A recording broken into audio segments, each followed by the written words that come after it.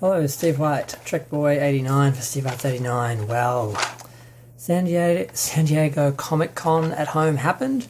I didn't even know it happened. That's how little of an event it was that no one was really talking about. Not so much. Sorry, the Star Trek Universe panel at San Diego Comic Con at home. I didn't even know it happened because no one is really talking about it, just the regular people, and that's it. It didn't really make an impact because the shows aren't. But yeah, I just realised, that happened. I thought it was happening Saturday, Sunday, like the convention. I didn't realise it was already done. So I tried to watch it. I got about 38 minutes in.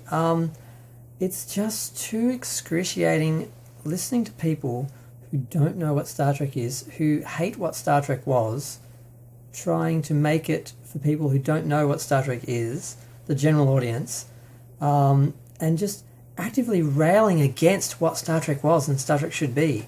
It's the most bizarre thing to hear these people talk.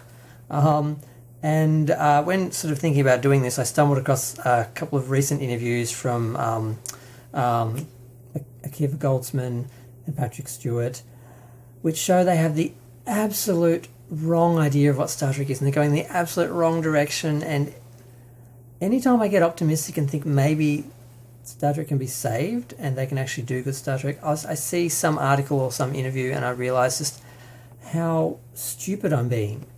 Now, for the panel, they had a whole bunch of actors. They started off with Kurtzman trying to talk about Star Trek, and it's funny to watch him try and talk about Star Trek. And the other producer, I forgot her name, damn it, doesn't matter. And they sort of they did a table read of the end of season 2, which I guess people need to hear because no one watched it. And they're trying to, get people prepped for season 3 when no one cares and no one watched it. No one watched season 2. And that was excruciating. I pretty much skipped through to the end of that. And then people start talking about all their activism and stuff, and it's so difficult. Now, I'm a gay man. I'm not racist. I am not misogynistic. I don't have any left-leaning political views on anything. Right-leaning views on anything. I'm very left, very liberal. So the only good thing about Star Trek is at least they're preaching in the right direction in that way, but they're still preaching. And the main problem with Star Trek now is it isn't a humanistic view of the universe where they basically show both sides of an argument, both sides of a situation, so people who are intelligent, it provokes thoughts and makes them actually think and come to a conclusion. It tells people this is what's right, this is what you should believe, this is what basically just tells you what to think. This is our moral superiority, here it is, submit to it. That's not Star Trek. These people think that's what it is. Now, like I said, fortunately they're left-leaning, so it's not as bad as if the show was right-leaning and they had episodes about, like no abortion or, Black Lives Matters being wrong and all these other crazy things that Trump's, like if it was Trump supporters basically ranting, instead it's the SJWs ranting. And neither of those sides of the argument or any of those arguments should really be able to speak because they're on each side deliberately ignoring reality, ignoring truth, ignoring the other side and just ranting. And Star Trek has just become one big echo chamber of left-wing political views, and it actually, I never thought I'd be disagreeing or against like a show that had like left-wing views and pro-gay views and things like that, because the way they do it, it's not what they're doing, it's the way they are doing it is so wrong. It ruins what Star Trek was, and these people have no idea. You just keep hearing them talk about the exact opposite of where they should be going. And I didn't watch the whole thing. I couldn't listen to them. I will watch the whole thing eventually. I mean, look, I'm a gay into BDSM, but I cannot take that much like torture. I just couldn't do it. Like, I just need to prep for it. I will have to watch the whole thing so I can criticize it intelligently. But right now, this is my initial reaction, and I want to talk about the Lower Decks scene. So I might as well talk about that now before I go back into that, because as you can see, I could keep going on that tangent. They showed, they also released about 1:45, I think the first 1:45 of Lower Decks. And whatever optimism I had is fading very quickly for that show. I got sucked into the preview because there did seem to be an attitude of the characters excited to be there, and that space exploration and the Federation in the future was an exciting place, and that gave me some hope for a second. And then I realised it was just furnished with fart jokes, basically, and characters who are immature and inept and stupid, and people who would never be in Starfleet, who would never be in those roles, and those roles wouldn't even exist in Starfleet. There would be no lower deck people. Like, yes, there are tasks that have to be done that, aren't in the, it's not just the top people making decisions, the people below them have to do all the work, but those people aren't less than. The idea that it depicts these characters as less than, or considered less than, the other members of the crew, the other people in Starfleet, in society in general, is not what Star Trek is about. It is disgusting. They did the same thing in Mars, Children of Mars. They had these Mars people working on the shipyards and stuff who were basically working like coal miners, like with bad food, being treated like second-class citizens, and they had androids that they were using as slaves. That's not Star Trek. That's not what Star Trek does. But, back onto that tangent. They want to bring in current day issues, and that's what I sort of should have gone into before. They want to bring in current day issues, but Star Trek did that in analogy and, like I said, showing both sides. They just want to make, and all the problems came from outside. Starfleet and Star Trek had Starfleet, and the Starfleet personnel and all those people revolved. They worked together. There was unity, and all the problems came from outside. In this Star Trek, everyone has problems. Everyone has the problems that we have today. So you're not getting the escapism. You're not getting this future that is optimistic and bright and better and something to be excited about, somewhere you want to be. I don't want to be in that universe where it's exactly the same as now, except, instead of Trump supporters, we've got Klingons with, phasers. That's not a better world. It's just in the future. It's just sad. And I was supposed to be talking about that scene, but that scene basically, it's just stupid people doing stupid things. You've got this sad little inept guy who, that's how he's going to be shown because he's a white male, so he has to be shown as sad and inept and stupid and to be pitied and bullied on and walked over by all the women, because apparently they think diversity is white women and lesbians dominating men. That is their idea of diversity and representation, which it's just warped. So they do show some nice shots of the space dock, which almost makes you feel like you're watching like Next Gen era for a second. And they have the guy doing the fake captain's log, pretending he's a captain, which he should be aspiring. Star Trek was aspirational. He should want to be leader of the crew, but no, they have to demean him.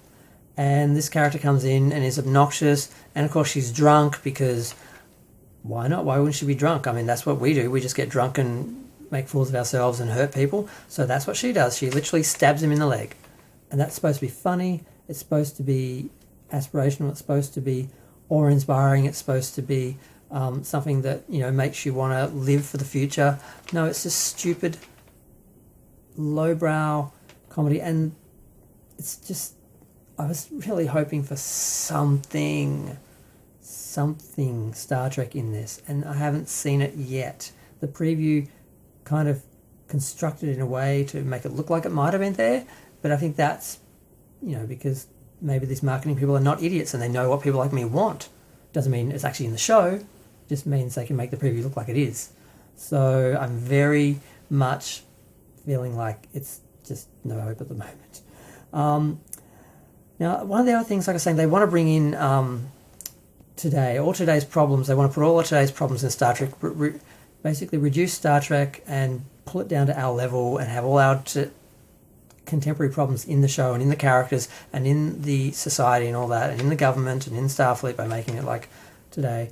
But yet, unlike Star Trek Enterprise, which immediately used September 11 because it happened right when Star Trek premiered in the third season. By the third season they were dealing with it.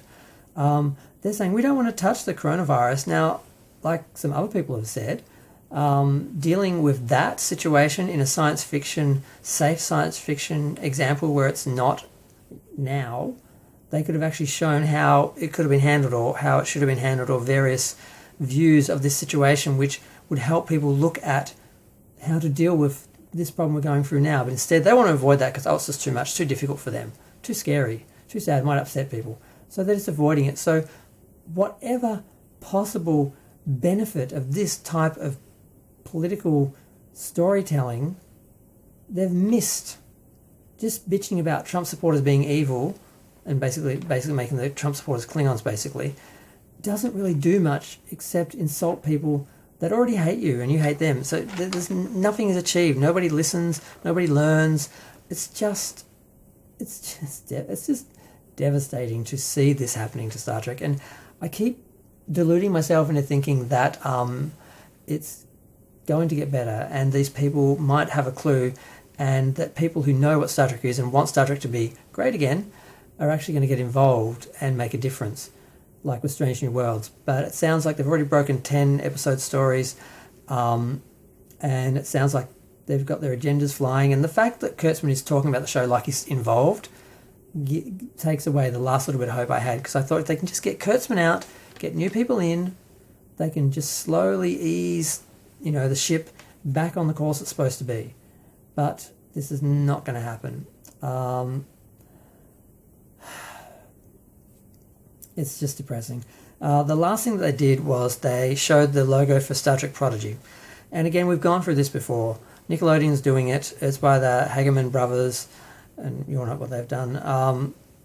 The problem, Prodigy, basically it's it's writing and talking down to children, because they don't even understand that children and young people are intelligent enough to understand Star Trek, and they for generations were inspired by Star Trek and drawn into Star Trek, literally for generations, because it was brilliant, because it was good, because they just wanted to be there. Now they're like, there's no new fans because the new show just isn't somewhere what people want to be.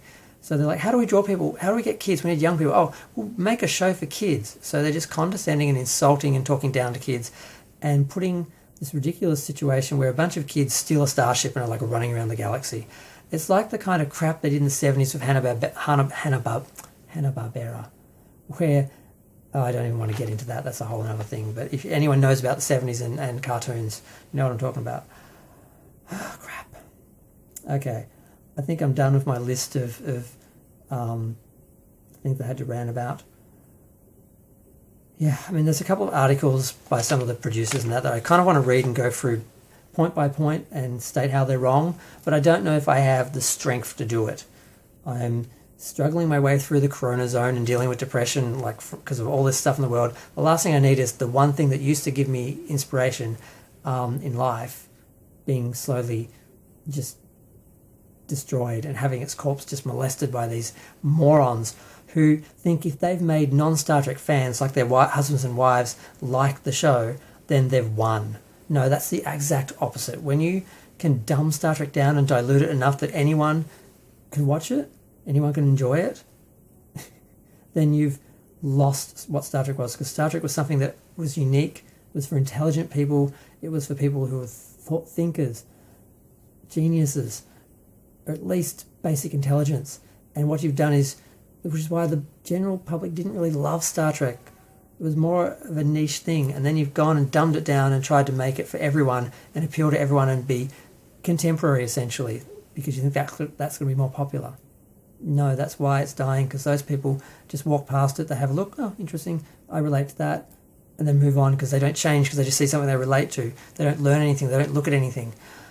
I've got to go. This is exhausting. But feel free to share, like, comment, subscribe, let me know what you think. Tell me if you think I'm wrong. Tell me if you agree with me, please. Although I know plenty of people do. It's nice watching other people's videos who have big followings, who get a lot of comments and a lot of validation. I don't get much of that because I'm, not relevant. I watch one of Kowalski's videos as well because I'd like to think he'd be my nemesis if I was relevant. But yeah, so he's kind of loving what's happening. And so are a few people, but most people aren't. Real Star Trek fans are mourning Star Trek. And it's hard to mourn something when they keep dragging the corpse up and raping it in front of you. I was going.